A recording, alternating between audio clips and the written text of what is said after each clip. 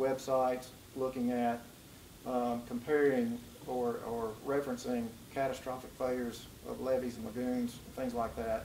Those were in reference to things that happened in other states, Iowa and North Carolina being one of them.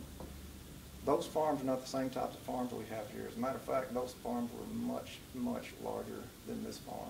It's my understanding.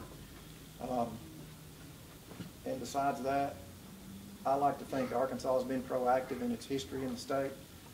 You know, back in the 1990s, whether or not you agree with his politics, this isn't about politics, but Governor Clinton created an animal waste task force. Out of that animal waste task force came what was known as ADEQ Regulation 5.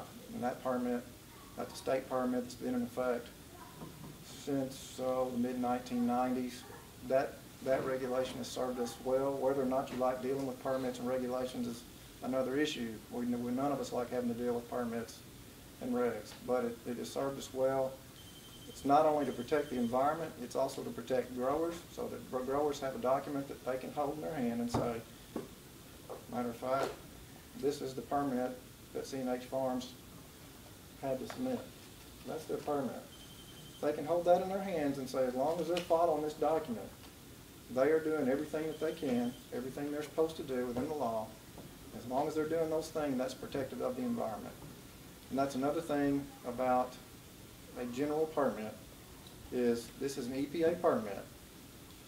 An EPA permit, a general permit, should be protective of the environment no matter where you locate a farm or any other type of activity. That permit, the provisions in those permits should be protective of the environment as long as they're followed. And I have no doubt that you know, the Campbells and Hensons have operated a farm for over a dozen years, it's my understanding, without incident and violation. They have proven to be conscientious and responsible. I have no doubt they'll continue to do that, but they'll now be doing that under this permit. To get into some of the comments, I guess, if you want to talk about the technical aspects of some of the things that were included in their permit. In their general permit, typically, in this permit, they had a professional engineering firm do all their design on their concrete pits and their lagoons. They had NRCS, which is a federal agency, do a lot of their evaluation as it relates to their manure application sites. And NRCS is also has engineers as part of their staff that do a lot of these calculations and things like that.